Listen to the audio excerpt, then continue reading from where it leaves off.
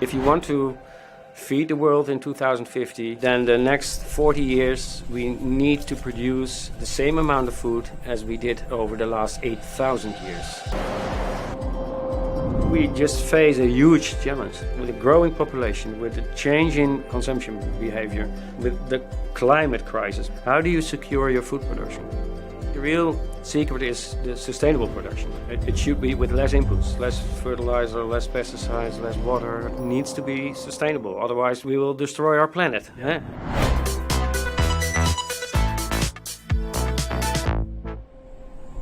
The security of the food system is one of the world's most pressing challenges. But the story of how this small country became an unexpected food superpower might just have some answers for how we tackle it. Consider this. If everyone on Earth ate the diet of the average American, that would require all the habitable land to be used for agriculture, and we'd still be 38% short. And that's right now. What do we do when there are 2 billion more people? Well, the key is more exciting than it sounds, and that's efficiency. Basically, how do we produce a lot more on the land we're already using and do it using a lot fewer natural resources? When it comes to sustainable agriculture, one country has seemed to crack the code.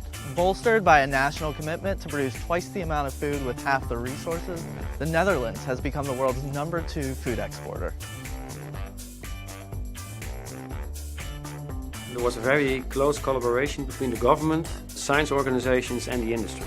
And they started out of a common interest. So they say, okay, yeah, we want to go for sustainable production, but everybody was aligned. Everyone involved in the system was aligned and embraced innovation to reach that shared goal, and that has driven efficiency on a level unmatched anywhere else in the world. If there's one place that approach is most clear, it's in their unrivaled greenhouse growing operations. There's a very nice example about tomato, which really gives a good insight in how we want to produce our food in a sustainable way. So if you produce tomatoes in an open field situation in Spain, then you will end up at the end of the growing season with 4 kilograms per square meter. If you do this in a high-tech greenhouse in the Netherlands at the moment, you will end up with 80 kilograms per square meter, which is 20 times more. But the best part of the story is that the 80 kilograms of tomatoes, we do it with 4 times less water compared to an open field situation. And water is one of the big challenges that we face. I just had a cup of coffee. Do you know how many liters of water were needed to produce that cup of coffee?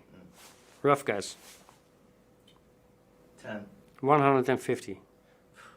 So high technology offers really a possibility of producing a lot of food per square meter in a sustainable way. The Dutch lead the world in tomato yield while using a fraction of the water that other countries use. But it's not just tomatoes. Measured by yield per square mile, they're the world leader in the production of chilies and green peppers and cucumbers. Number 5 for potatoes, onions, and carrots, the list goes on. But the bottom line is they've been able to get so much out of so little. If we are able to produce 80 times more with 4 times less water, that's great. That's great news, I think. Most people know that greenhouses allow a grower to tweak every little thing. But the Netherlands is taking it to the next level. They've perfected the greenhouse as the ideal environment to continuously test and implement all kinds of ways to optimize growth.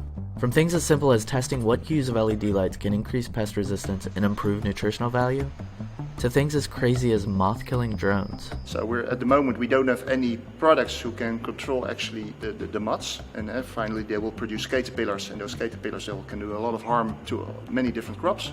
Well, that drone is able to detect the moth, also to see how it's flying, and then with its wings, propellers, it will crush actually the moth.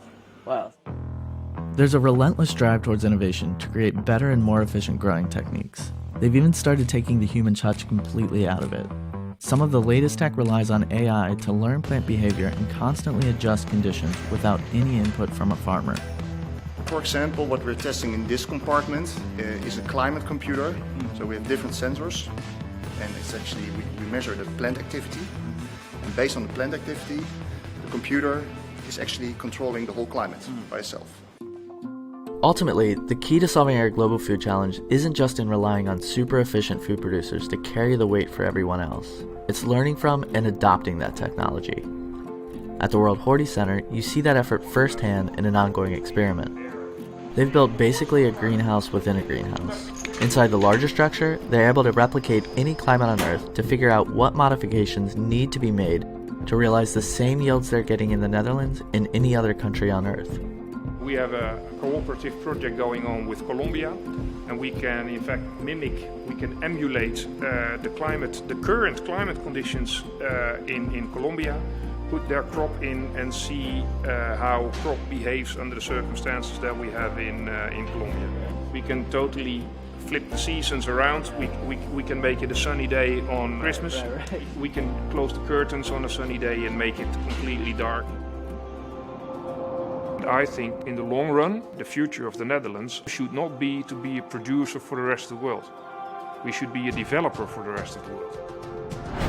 We are the country that will export our knowledge on creating production facilities all over the world. Innovation starts really by bringing all these networks together.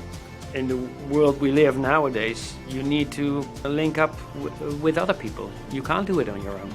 We need to produce more, we need to do it with less inputs, and we need to do it better.